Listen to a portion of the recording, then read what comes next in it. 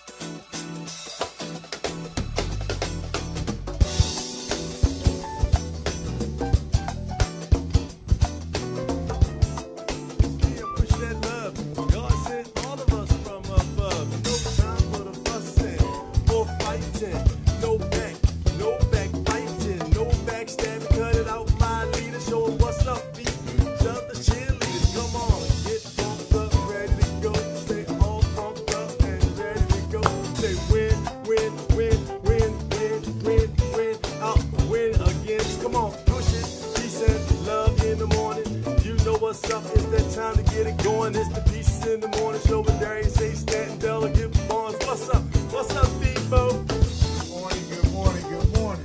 No doubt in the studio, we gonna let it roll and keep it rolling like you're doing. Talk to me Tuesday, what's up? We got a special guest, check out, y'all. It's Toni Strong, y'all. In the house, say Toni Strong, y'all. In the house, not just Toni Strong, but Toni Strong-Pratt. Toni Strong-Pratt, what's up with that? Welcome to the Piece of the Morning Show, Miss Strong-Pratt. No doubt, so good to see you. Oh, that's right. Come on, in the Piece of the Morning Show. Come on, baby, here we go. Oh, come on now. We're gonna break it on down. Come on.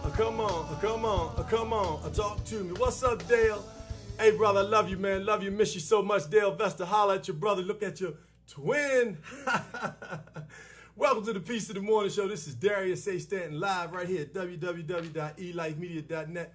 You, as I say this all the time, you do not want to miss the entire show. So if you're watching on Facebook, Instagram, or any other social media, we need you to go to www.elifemedia.net. Your phone has multiple screens. That's why they call it a smartphone.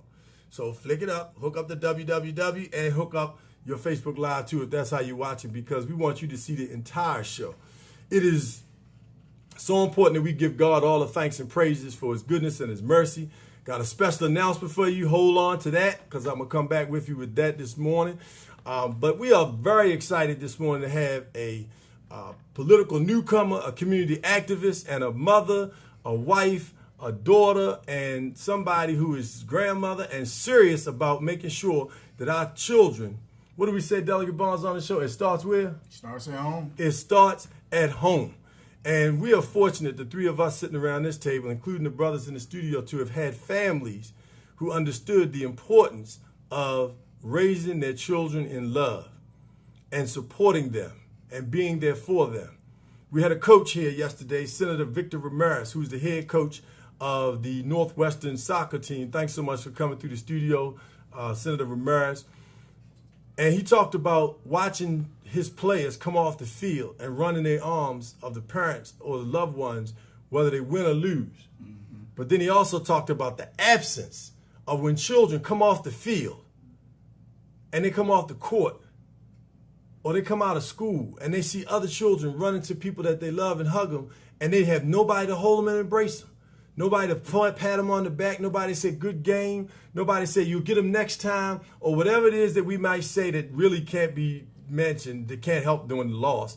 But it's the physical, the emotional, the physiological touch, that whole experience of somebody embracing you. And so many of our children are missing that.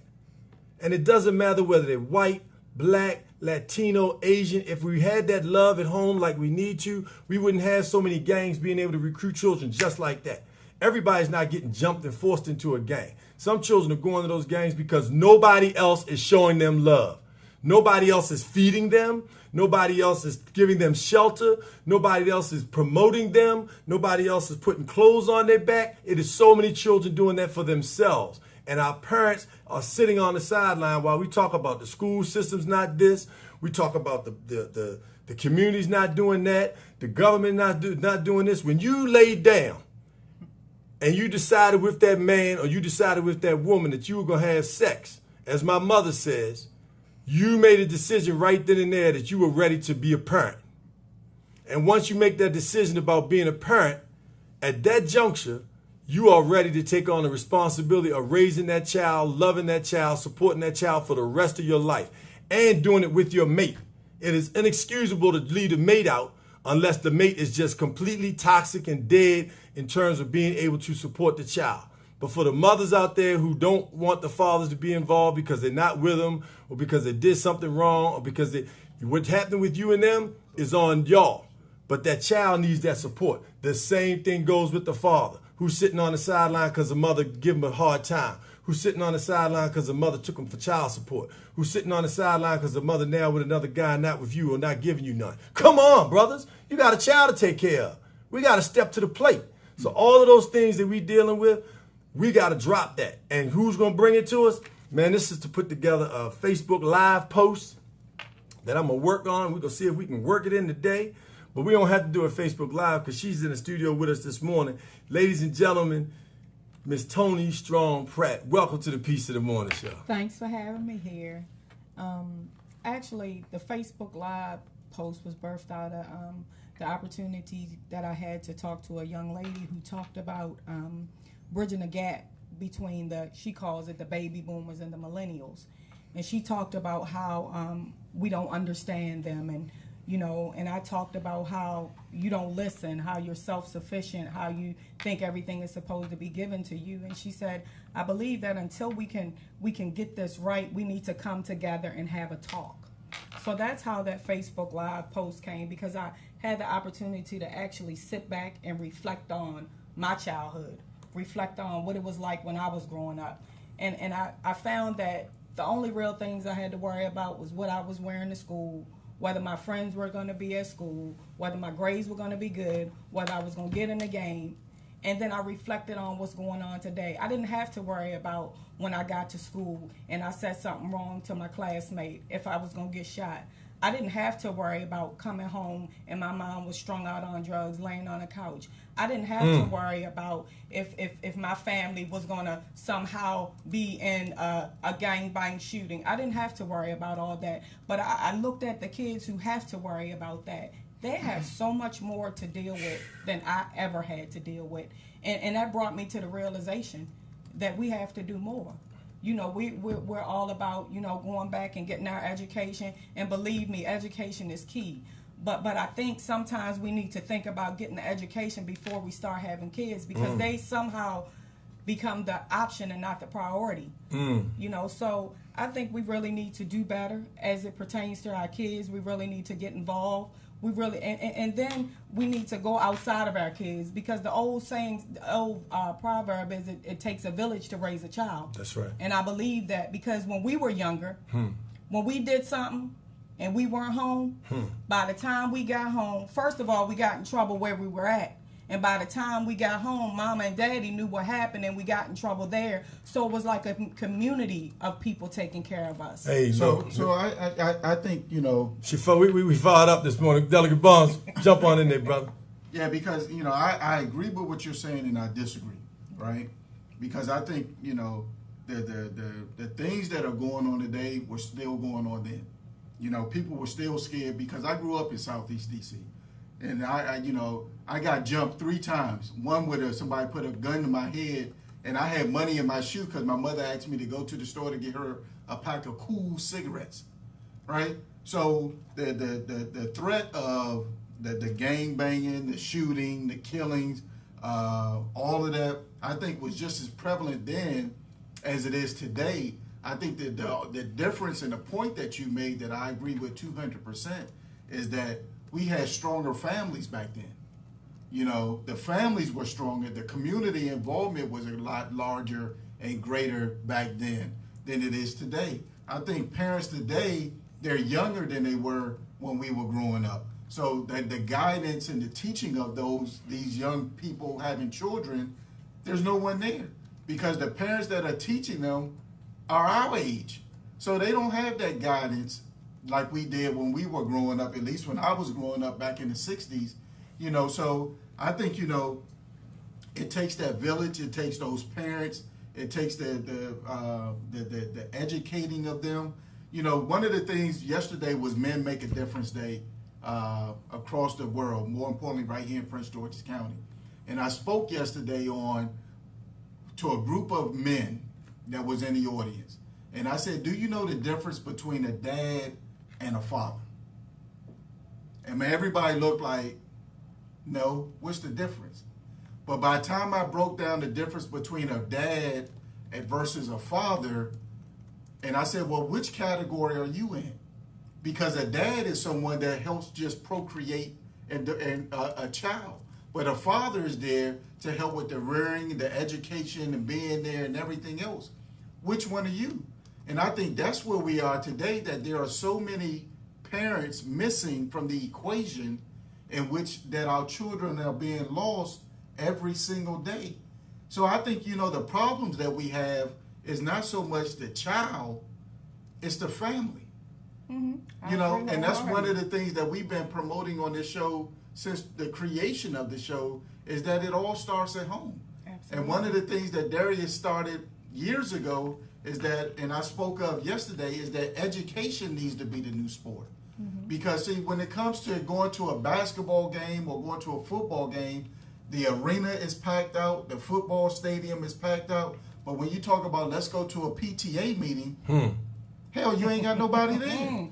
But then we wonder why, you know, our children are doing what they're doing.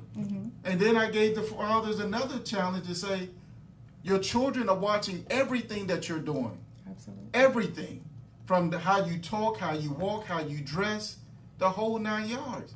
So dads have to step up to the plate and raise their hand and say, I want to be more accountable, because the dad is watching him, how he talks to you. Hey, and we want you to talk to us on Talk to Me Tuesday, because we are talking about parenting right now, but we got some other issues we're going to jump on. And it's so, listen, I appreciate those who are sharing it, because you all are starting to share it. Push this show, because we have got to find a way. The young people are, you know, as Delegate Barnes said, they've been in this space for a long time. And as Toni Strong-Pratt said, we are dealing with situations where children, in so many instances, are still raising themselves. And if you're watching, I need you to share it. But the children are still raising themselves. We had young people here in the studio talk about it. But guess what? We want you to talk to us on Talk to Me Tuesday, and we crank on Talk to Me Tuesday, so we're going to play a little bit, but we're coming right back, 240-455-5934. We're also going to deal with domestic peace versus domestic violence, because what's pushing those children out in the street? If you watched your mother get beat, would you stay in the house with it? And then after she get beat, she tell you, no, it's going to be okay. You just watched the man beat your mother, and then she going to tell you, take up for the man who just finished beating you. It doesn't make sense. So you get up out of there. Or the man's now beating you. Or the mother knows that the man is sexually molesting you, and because she wants an affection and a mate and scared to be alone or scared to have that bill paid, she going to keep on letting it beat her. Or the man was beat so long now that as a child, I'm beating my girlfriend. Do you know the sister had on the show yesterday? Minya Brown talked about how many girls are date raped, how many girls are being abused at 12, 14, 15 years old by their boyfriends right now. Come on, Talk to Me Tuesday, 240-455-5934. Talk to me on a Peace in the Morning show. What's up, y'all? Come on, let's get it. Ow.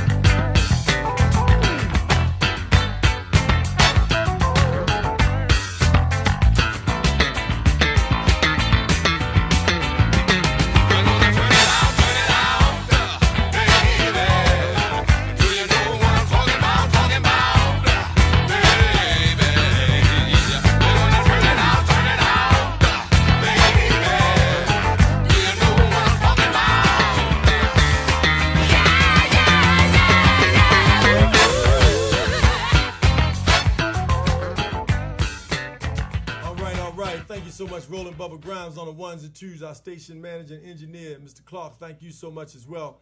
So listen, Mocha Chocolate, give us a call, 240-455-5934. It's Talk to Me Tuesday in the studio with Delegate Darrell Barnes. What's up, Debo? All right. And also, for the very first time, but we definitely hope it's not the last, community activist just recently ran for city council in Annapolis, Maryland, and did a phenomenal job. She ran in what district was that? 14. In the and then the ward that she ran in was Ward 6? Ward 4. Ward 4. Yes. And she did a great job. Congratulations. She was just 17 votes shy and running against the incumbent, Councilman Alderwoman Sheila Finlayson. Congratulations to you on the job that you did in winning, and take it to the next level. We got a phone call coming in. Welcome to the Peace in the Morning Show. This is Darius A Stanton. Talk to me. Hey, good morning, Darius. Good morning, Delegate Bonds, and good morning, Miss Strong. This is Mr. Wilson, for Director of the Fresh Program. How y'all doing this morning? Good morning. Good morning. Hey, brother, good morning to you. Welcome to the Peace in the Morning Show. What you want to talk about this morning, brother? Basically, I want to talk about, well, first of all, I want to tell Delegate Bonds I will be at the discussion, I think it's next week, at the church at Off-Road. Yes, sir. Thursday. Yeah, I'll be there for that event. I but I appreciate just it. want to, I just want to discuss, what we're doing with our program with Fresh with the youth. We have our first annual event called What Are You Thankful For, November the 18th. At 3737 Branch Avenue, Suite 120, 11 from 11 to 3. We're gonna put on a skit for the young youth and show them that it's always something to be thankful for and never be grateful about your family, your environment. It doesn't dictate your future, and so I just wanted to get that out there. Well, we appreciate you. So tell us the event is, what's it called again? It's called What Are You Thankful For? And we're going to be sending out the invites this week. And what's the date? It's November the 18th at 3737 Branch Avenue, Temple Hills, Maryland, Suite 120. And it's going to be from 11 to 3.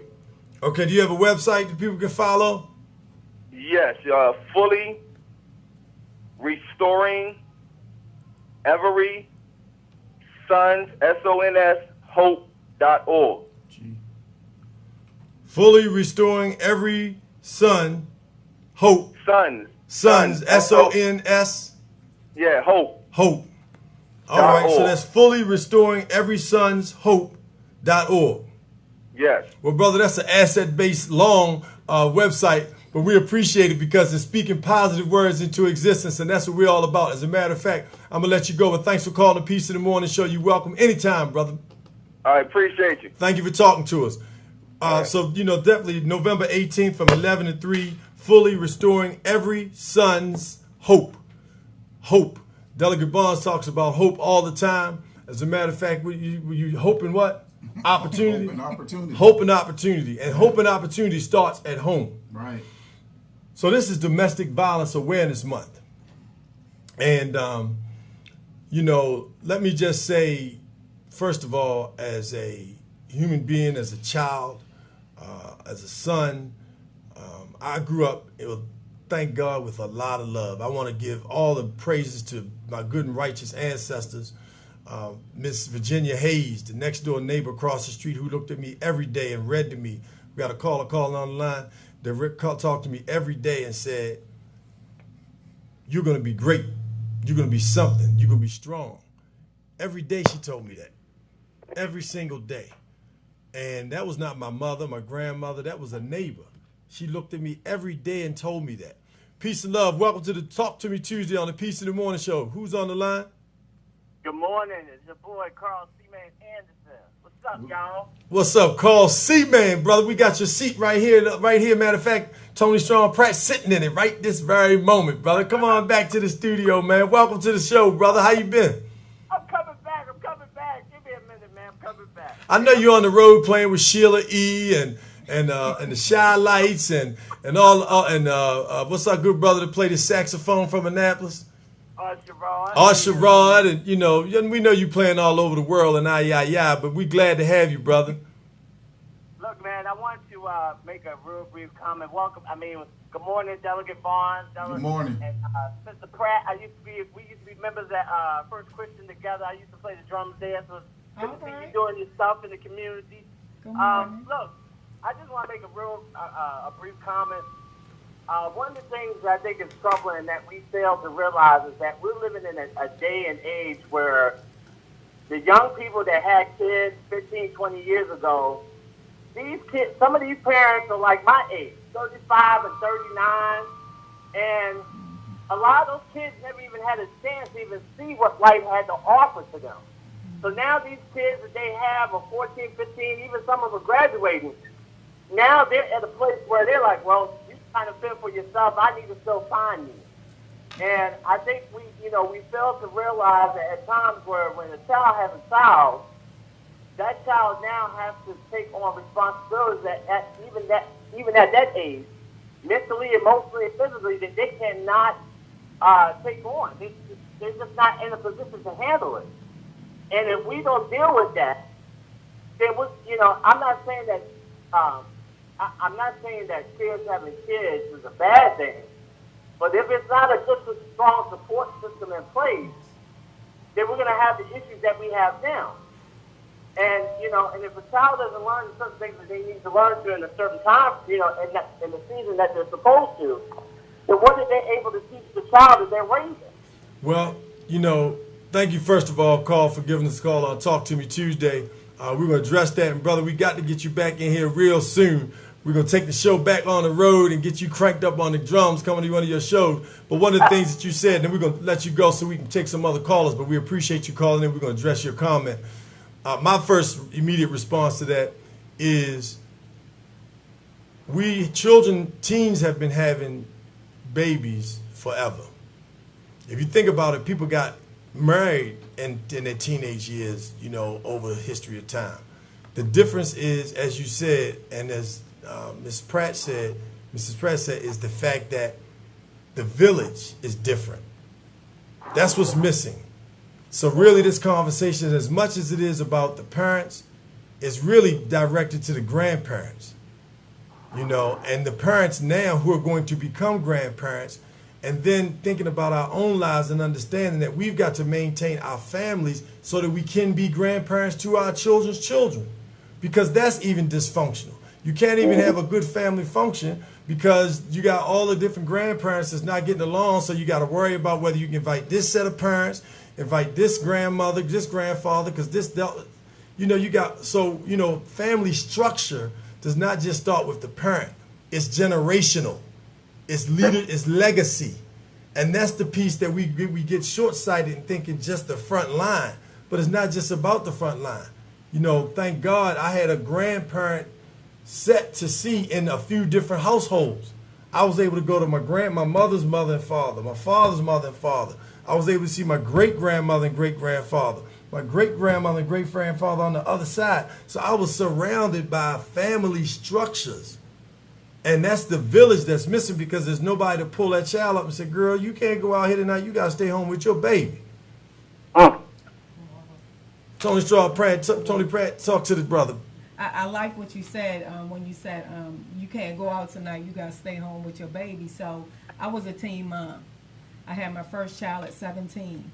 And I can remember my mother saying those exact words. She said, I will help you, I will assist you, but this is your responsibility. See, that's it right there. Out, right there, just right there. We put boundaries in place, and we weren't allowed to cross those boundaries. Not only were we not allowed to cross them, they didn't let us cross those boundaries. So we were accountable for what we did, and we were made to be responsible. Right. Today, we don't hold our kids accountable. We don't put boundaries. We put boundaries, but then we go over our own boundaries. So they think it's a game. They think it's a joke. So they don't believe in us and don't trust us to the point, because our no doesn't mean no. So our no means maybe. Our no means maybe later on or sometimes. So that foundation of the boundaries and the commitment, because nobody's committed anymore. We're committed to what feels good. And it's not about a feeling, because feelings will fool you, and feelings are fickle. Today I do, and tomorrow I don't. That's right. So it's about commitment and staying the long haul. And it all goes back to foundation. It all goes back to what you have in you, because we can only reproduce what we are. Children definitely learn what they live. If they don't learn to have a foundation, to have commitment, to have boundaries, to be morally ethic, to all of that, if they don't learn that, what would they have to give? Exactly. If they don't see it, then they won't be able to repeat it, which is why it's so important. And I thank all of you all who are sharing this show today and pushing this message, because we need parents to address what's happening in the home. So now I'm going to shift the gear. Thanks so much, Carl Anderson, C-Man. Have a great morning. All right, Carl. All right, brother. We'll see you in the you. studio. So the next topic that we're going to talk about on 240-455-5934 is domestic peace. You know, at Men Aim Higher, we started a conversation and a hashtag called Men for Domestic Peace. And the reason why we focused on addressing men is because men have the opportunity to lead and create a safe space and to create a loving environment for their children. And when we don't create that, when we don't put that in place, when we do the opposite, first and foremost, you know, being a victim myself and seeing domestic violence, watching different things happen that put you in fear and traumatized or whatever it is that goes on as a child. And don't be, you know, it's not just physical abuse that's domestic violence. That's not the only thing that anything that happens in your home that traumatizes you is domestic violence. If you were traumatized by anything, and when you're traumatized, you need to get help so that you can release that trauma, so you can let that spirit of traumatization go. But unfortunately, so many men watch their moms get beaten and abused, or their aunts or whomever, grandmother that they live with, that they grew up and became abusers. And in so many instances, women who watch their mothers talk to their fathers like dogs, or talk to them any kind of way, or mistreat their dad, they got a chance to see it. And so they grew up with that same, just like Tony just said, they grew up with that same violent, that same negative, because that's what they learned. So it's important for us to shift that. And so we're encouraging and we're pushing domestic peace.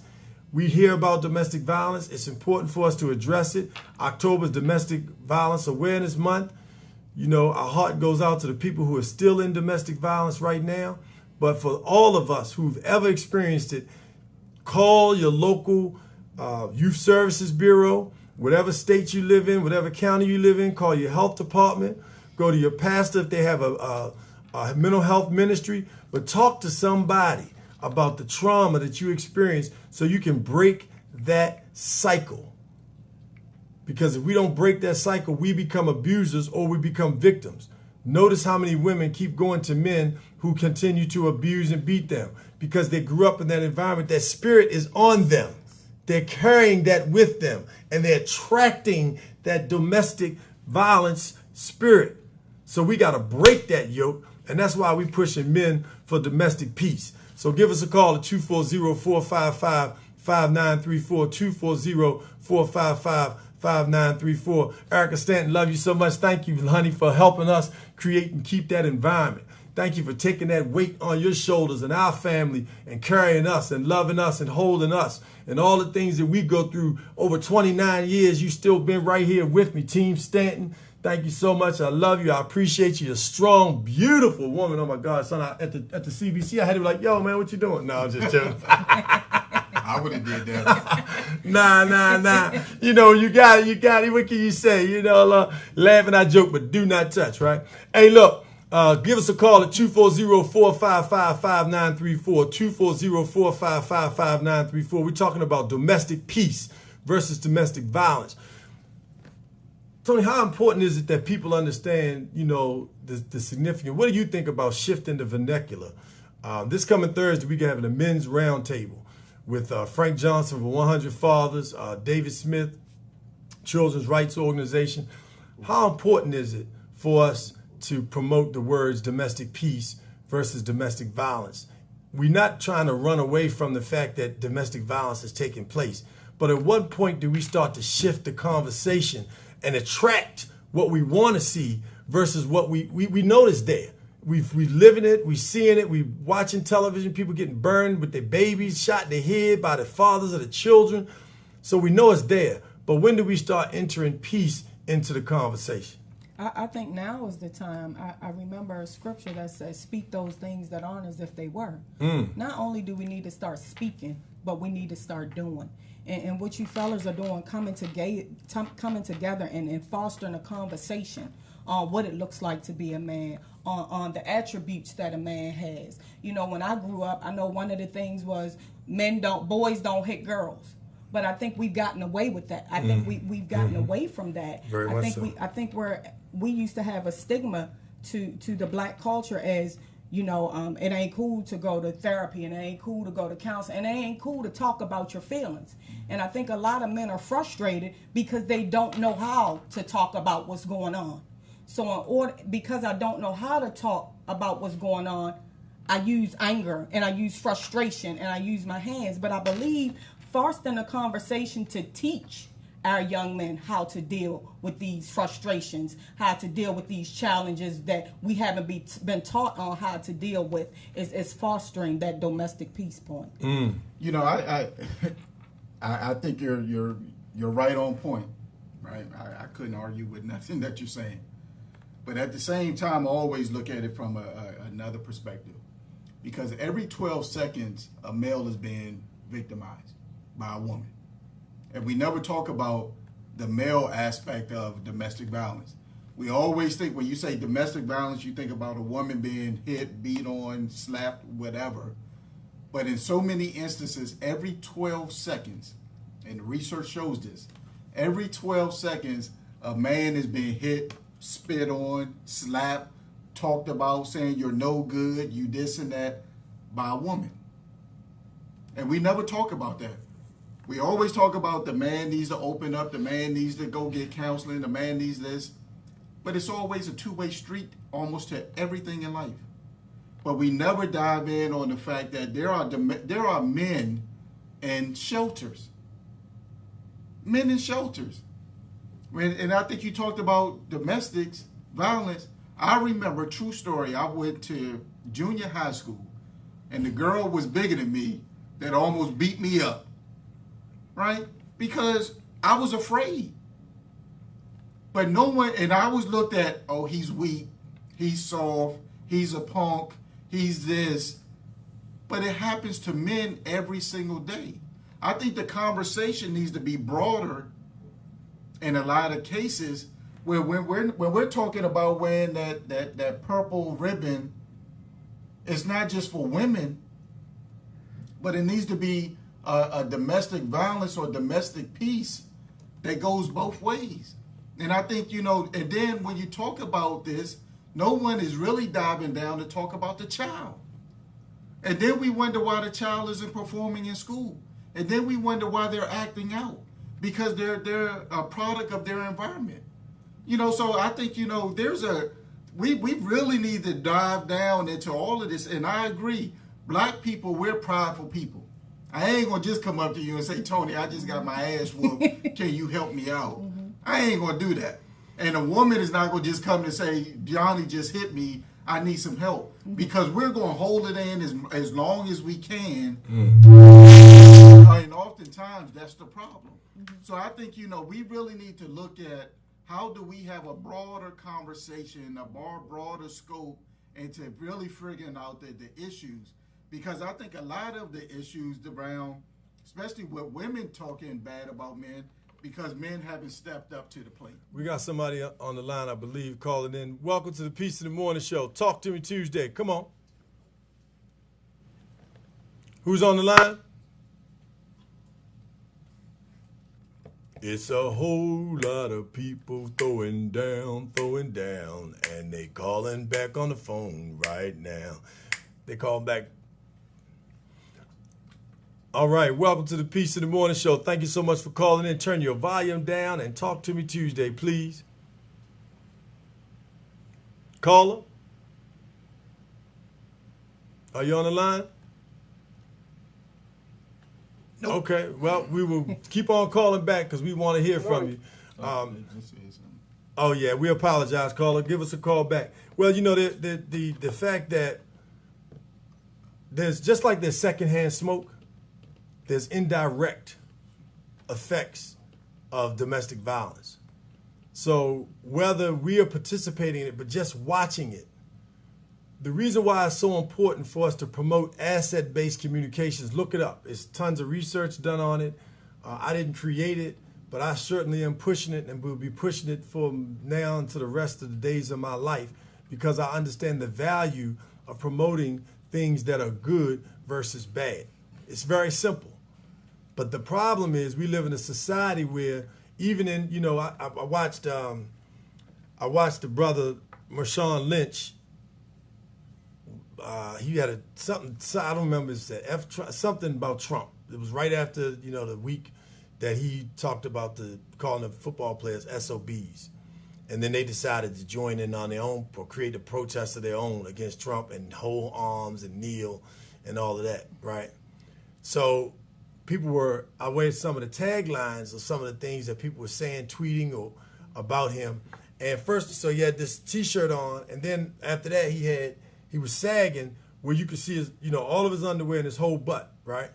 So people were like, yeah, he's still street. Yeah, he telling him kiss his tail. Yeah, so you help me understand why it is in our society that we want to still, what is street to be connected to? First of all, street is just that. It's blacktop or concrete. It's nothing to be connected to. So if you're going to connect to something real. I know it's a metaphor. We got the caller calling back. I know it's a metaphor, but you got to connect to something real. And so in order to be able to do that, we got to be able to put something out there that you're going to be able to hold on to. So if you want to be real, if you want to connect to something, connect to something that's going to help you to go to the next level. Connect to something that's going to build you, encourage you. One of the words that I often, challenge people on using, I learned it as a child. Children are baby goats. Kids are baby goats. Children are human beings. So let's use words that empower them. Call them champ, call them young people, call them children, little people, call them something, but something that empowers them.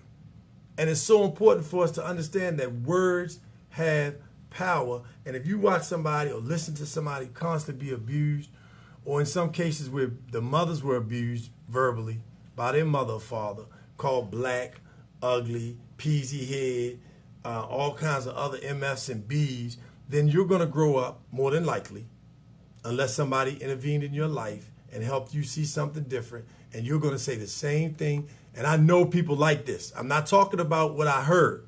I'm talking about the grandmother who called her daughter a peasy nappy head B, and the daughter called her children a peasy nappy head B.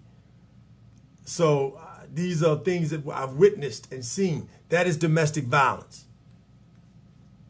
So we need to be able to shift the narrative and change how we are promoting and communicating with our children. Words have power. We can't keep listening on the radio to songs that say, eat this, beat that, pluck you upside the head, and then wonder why our children at 3 and 4 years old, and we think it is cute.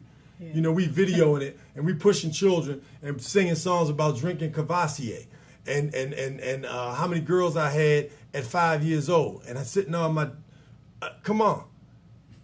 But we want to go to school and then behave and act a different way than from what they've been seeing at home.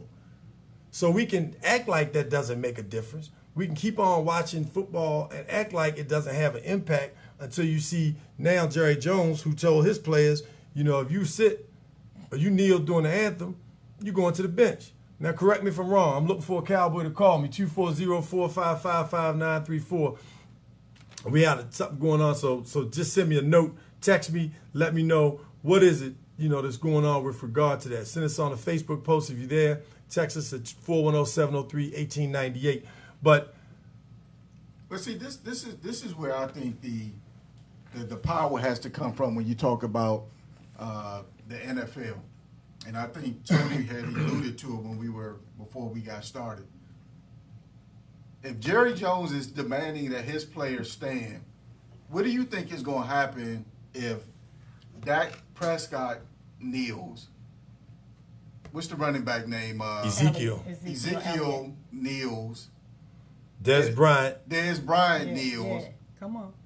That's your team. That's your team right there. Yes. Right? Money. People are coming to see them. That's right.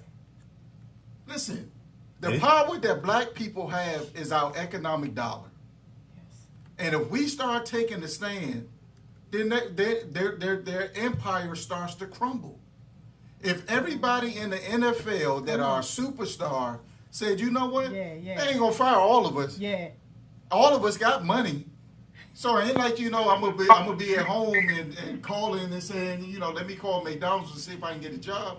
They got money, right? And if all the stars around the league said, you know what, threaten me if you want to, I'm gonna show you how powerful we really are as a black community. Does it sound like we got somebody on there? Okay, You know? give us a call. I mean, somebody's on the line. They want to talk. Is it a Cowboy fan? Talk to me. Good morning. This is Mrs. Washington. God bless you. Peace in the morning show. How you doing? Wonderful. Thank you so much, Mrs. Washington. Thank you for calling the Peace of the Morning show. What would you like to talk? Are you a Cowboy fan? Are you calling to talk about the Cowboys and NFL?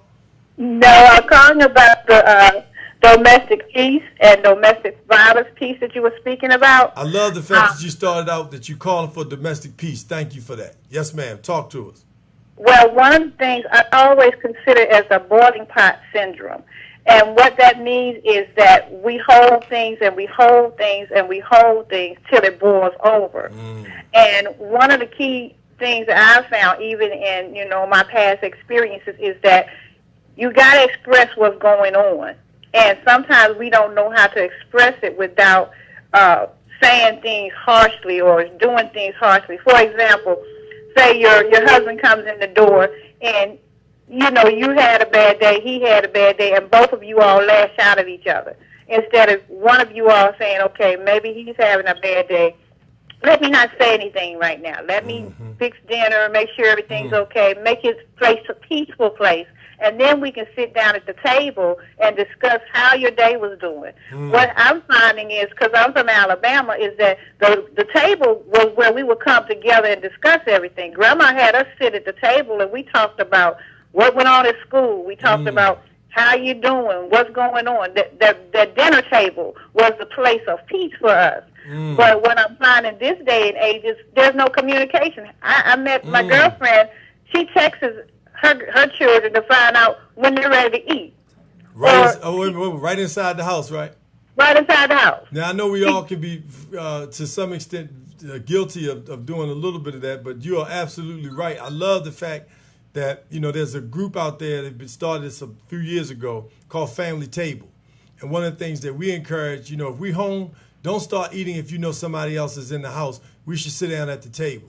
And thank God, you know, that's something that we're doing. Sundays, making sure that we sit down and eat together Sunday dinner so we can talk about what's going on during the week. We can talk about, at the time the children were in school, they're now all almost finished, but in college, but you know, what projects do we have? Because we were tired of doing them last minute science projects Wednesday, find out about it on Monday, you know, and got to stay up all night long. But all of those things teach children how to, as you said, deal with each other. So that family table is so important, and that's what you heard. Your grandmother was the one that brought everybody to the table because people respect grandma. They're gonna listen to her, and we're gonna sit down and we're gonna talk about it, and then they pass that on. So you doing the same thing that with your family now?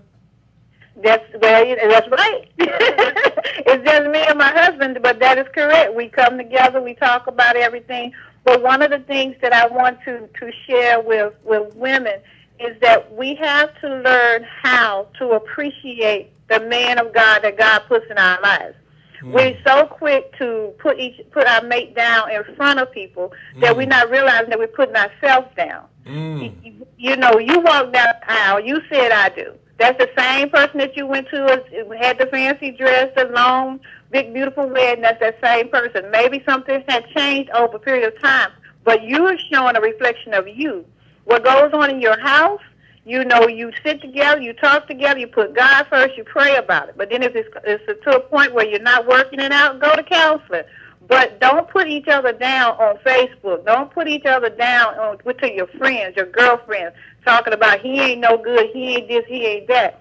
Because that's abuse too. Because what we don't understand is it's a seed that you put in the atmosphere. So if you say it, and if you keep telling your son you ain't never going to amount to nothing, you ain't never going to be nothing, then you've already put the seed out there. But if you say you're going to be an awesome man of God, I see God moving in your life, I see things happening for you, you're putting a positive seed out there. So maybe if we stop putting negative seeds and put positive seeds and invest in our relationships, invest in our children, then we will see the change take place in this, not just the United States, but the entire world. Well, thank you so much, Ms. Frankie Washington, for calling into the show. We look forward to you coming on board, you and your family, promoting your family business, and also talking about entrepreneurship on one of our Entrepreneurship Wednesdays coming up real soon. Thank you so much for Frankie Washington for calling the Peace in the Morning Show. So we on Love you all. God bless you all. No doubt. Thank you for pushing that domestic peace, too. All right. No doubt about it. That was Miss Frankie Washington, one of our dearly beloved. We call our folks that view and watch the show every day. You know, thank you so much for your support. We know this is your time, and we don't take it for granted. We're very appreciative to be able to do this. We thank God for his goodness and his mercy, and we ask him to bless you and your families as well. So the Cowboy fans, you know, maybe that was somebody else trying to reach us, but, you know, I think that the bottom line is Delegate Barnes said it best.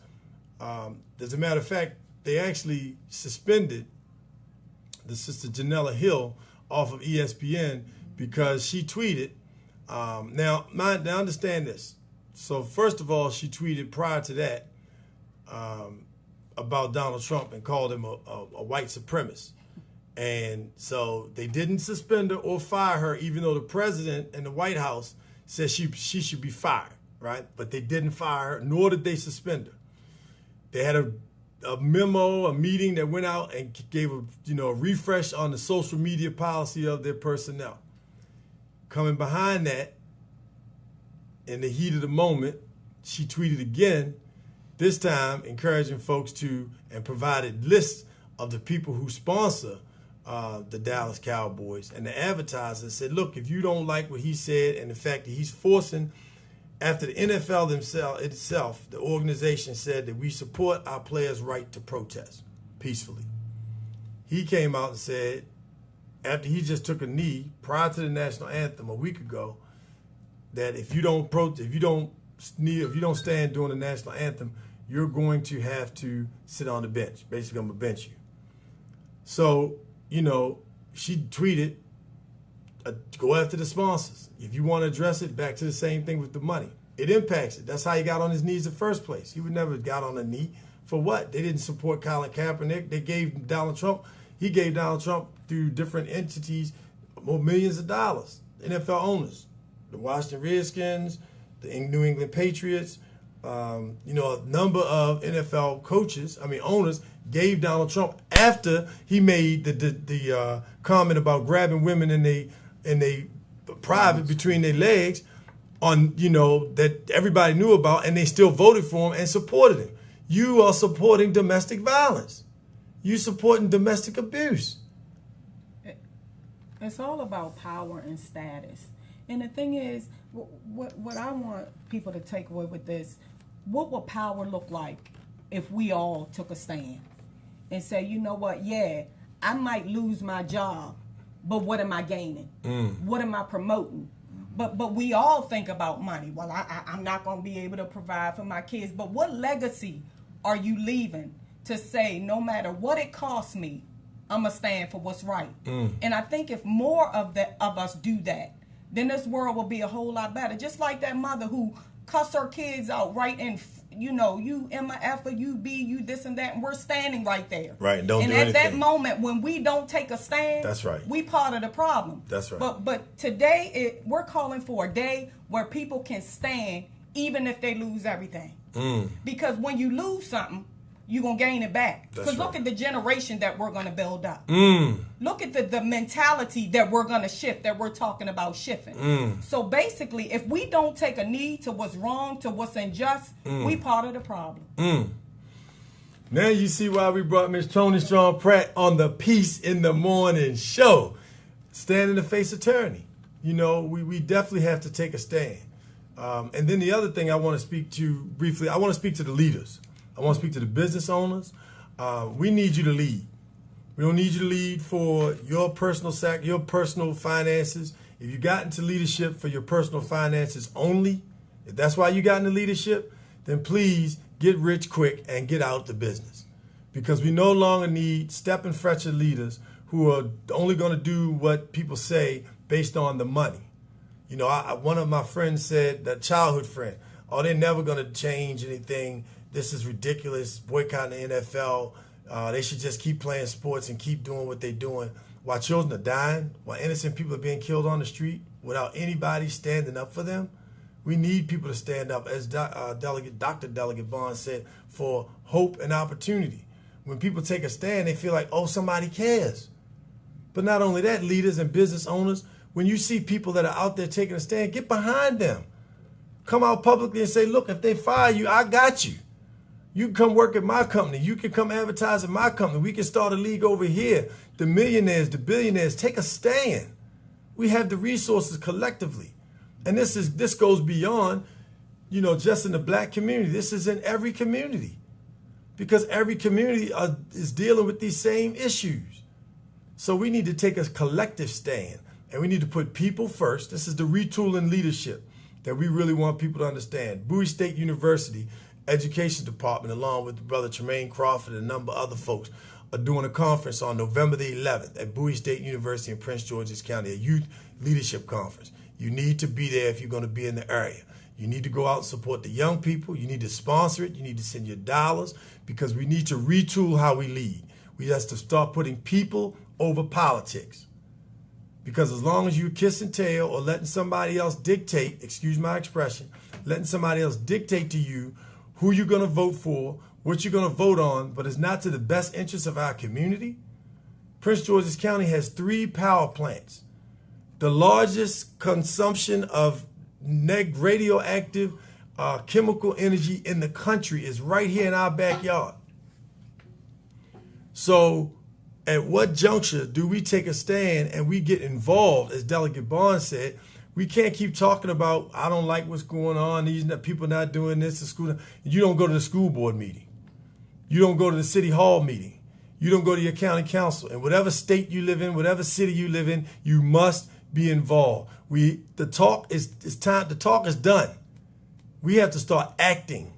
January 11th, put this on January 15th, put this on your calendar. In Annapolis, Maryland, Latino, black, white, Asian, male, female, child. We need you to come to the city of Annapolis, to the State House public hearing on medical cannabis, medical marijuana. We need everybody to get involved and come out. The MLK parade will take place on that day, January 15th. Put it on your calendar. You want to go look it up, public hearings at the State General Assembly. That's all you have to do. General Assembly public hearings. It'll come up. It'll show you all the public hearings that are in the General Assembly. We have to be there. We have to get involved. Our lives depend on it. But more importantly than our lives, our great-grandchildren's lives depend on it. Because had my great-grandmother not allowed me and my wife to live in her house for the first year for $100 and not have to pay any more rent than that, just the utilities and the taxes, we wouldn't be able to live in the house that we live in. Our first home wouldn't have been our first home. It would have been our first apartment. You understand what I'm saying? We were able to give our children a leg up because our great-grandmother, who went to work and took racism and took a domestic abuse and violence, she didn't walk away from the home and quit. She stayed there and dealt with it so we could have a leg up. So we got to take a stand in our community so our children, our grandchildren, and our children's children can have a leg up. My grandfather, William H. Johnson Jr., stood, marched, walked, sat in while he was working for the federal government. Could have lost his job at the Naval Academy. What is now the Lowe's Hotel used to be a deli depot. And he sat in with Marita Carroll and Mr. Kirby McKinney Sr. and a few other folks in our community. And if they had not done that, if he had not taken that stand, I wouldn't have been able to work there. I wouldn't have been able to have my wedding reception there. We would not have been able to move in that very space that he picketed and boycotted so that black people could be able to enjoy the same things that white people do. So, hey, people, it's time for us to take a stand. We're going to get a little more music. It's time. We're in the overtime segment of the Peace in the Morning show. So we appreciate you joining us. We cover most of our topics: domestic peace, parenting, family, NFL owners, ticket or kick it. We got events coming up. Delegate Barnes, I know you speaking tonight. You're speaking every night. Yeah. Well, we didn't talk about and we did a little bit, but I want to congratulate Miss Toni Strong-Pratt for the phenomenal job that she did for her very first time. I'm going to use the term political neophyte in the sense that people didn't know her as a political candidate, and she ran for city council against the incumbent, which was Alderwoman Sheila Finlayson, and lost by 17 votes, which did an excellent job. You represented yourself well. You got the community engaged. Last year, the last election, there were 220 votes in your ward. This year there were 360 plus votes in your ward. So that's 140 plus delta that's added to the population there that are now voting and involved. It's so important that people, work and take that competition and move forward. And then after the primaries together, come together and work together so you can move your agenda forward. So congratulations on the great job. How did it feel running for city council and getting such a large showing of support your first time out running as an alderwoman, or to be an alderwoman? To tell you the truth, when the Lord told me to run, because I didn't run of my own accord, I was really hesitant because I didn't know about politics. I knew I was into the community. I know I was infecting change, but I didn't know what that meant. I didn't know what it looked like. But I said yes. And in my saying yes, I decided to put my all into it, go on out. But what I found out was very liberating.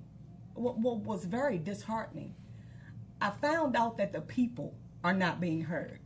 I found out that we're pushing our agendas, but they're void of the people. The very people who vote the elected officials into office are the very people who aren't being heard, especially in Annapolis, Maryland. So my campaign consists of going out and listening to the people, what they wanted, seeing what they needed, seeing how the policies could help change their lives. One of the most important things that I will continue doing is educating the people on the process. I think they would get more involved if they knew what the process entailed. We can ask for what we want, we can say what we want, but they need to know the process that it takes to get what they want to come to fruition. And I think that's going to be the biggest challenge, to get the people motivated, to get the trust built again.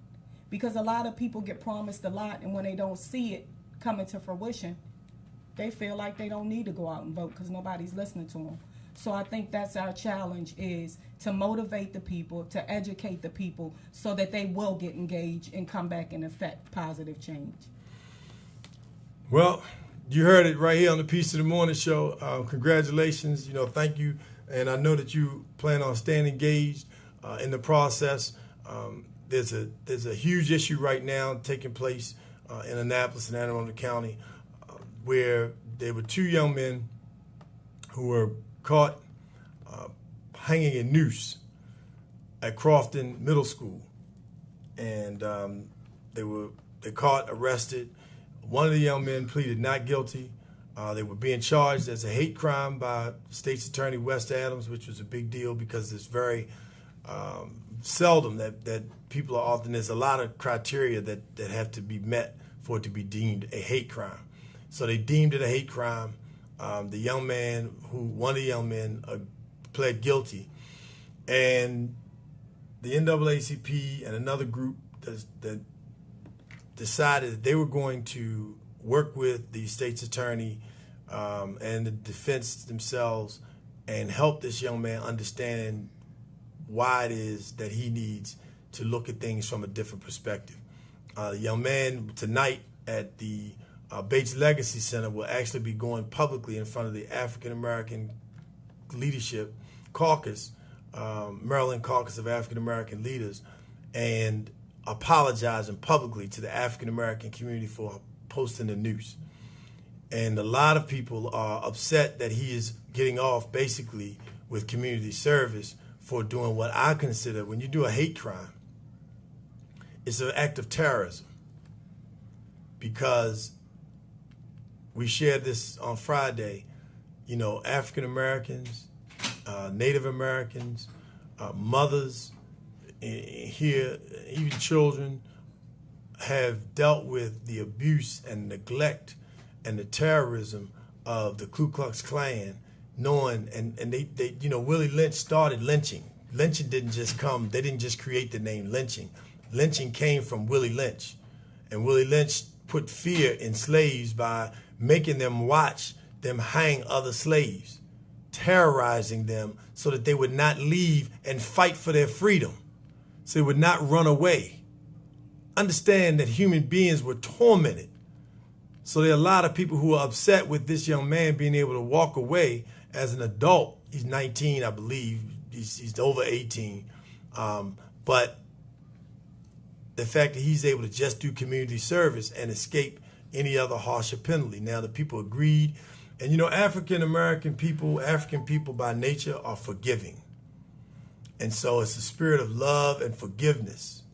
And so and we're also saying, because we say this about our own communities, children in our own communities who are breaking laws, committing crimes, that we want people to give them a second chance as well. Well, you know, we don't have a chance to talk about it today, but we will bring some of the folks to the table so we can really get a better insight on it. But tonight in Annapolis, Maryland, 6 p.m., I believe, at the Bates Legacy Center on Smithfield Street, this young man who committed and was convicted or pleaded guilty to a hate crime will be starting his community service tonight by apologizing for his acts and what I call the hate crime, and I'm calling it terror, because that's what it is when you are inflicting something that makes children afraid to want to go to school. How old was the young man? He's in his early 20s or 19, I believe. Yeah. So, you know, this is happening tonight in Annapolis, Maryland, 6 p.m. You know, so definitely if you get a chance, if you're in the area, you may want to stop by and understand the process. The NAACP in Anne Arundel County is supporting, working with this young man and they reached out to us to help find ways for him to be involved and engage community service and also learn and understand the errors of his ways. And so this is one course of action. As I said, you know, we're very forgiving people. I mean, we're here in America, and we were slaved and beaten for 300 years plus. You would think that if you were beaten and slaved for 300, 400 years plus straight, you would still be mad. I mean, I'm just saying, you know, that's history and legacy of abuse and neglect. We are going to, on our Thursday show, we will be talking about the national anthem and playing a clip for you and reading the entire national anthem so you understand the controversy about that Colin Kaepernick addressed in his initial stance against the national anthem, because he understood the lyrics that were written in the third verse that are not sung in public sings of the song, but the third verse specifically talks about the blood of slaves and slaves being killed who went to fight with the British because they were slaves. They wanted to be freed, and we're told if you go fight for us, we'll give you your freedom. And in the song, 1814, when he wrote the song, it was after a battle in Baltimore, actually. So, you know, we really need to understand the history and do your homework and your research. That's what we encourage you to do. Queen Ayasudebe will be coming back on the show live right here with holistic sexual healing and family lifestyle, exercises for love. Look forward to her coming back. Welcome back to the States, Queen, from traveling to Morocco and Gambia and all the continent. People can't wait to see you and hear from you and all those great holistic health tips. So, Delegate Barnes, thank you so much, good brother. Yes, sir. For being on the Peace in the Morning show, rolling with a brother. Thanks so much for the Peace in the Morning shirt. Hey, if you like the shirts, you see the Peace in the Morning, hey, come on to the studio, give us a call. Go to our website at peaceinthemorningshow.tv, peaceinthemorningshow.tv, or our Facebook page at Peace in the Morning Show with Darius A Stanton. Share it, you know, give us your comments and rate us and let us know, and we will make sure you get a Peace in the Morning Show t-shirt. And Ms. Strong, for coming on the show, guess what? We got one for you too. So thank you so much for joining us on the Peace in the Morning. Our peaceful moment, just this: stand. Stand for what you believe in, stand for what's right, take a stand for justice, and especially take a stand for other people, because there are a lot of people who are not in a position, in particular children, to stand for themselves. So if we stand together, we can stand for a lifetime and a legacy for our families and our future.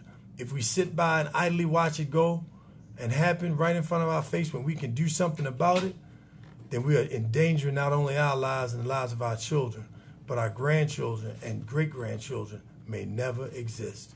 This is Darius A. Stanton saying peace in the morning. Thank you so much for joining us. Until the next time, you know what's up on Friday. It's Funky Friday. Funky Friday. Peace in the morning. The Godfather James Brown showed me the way.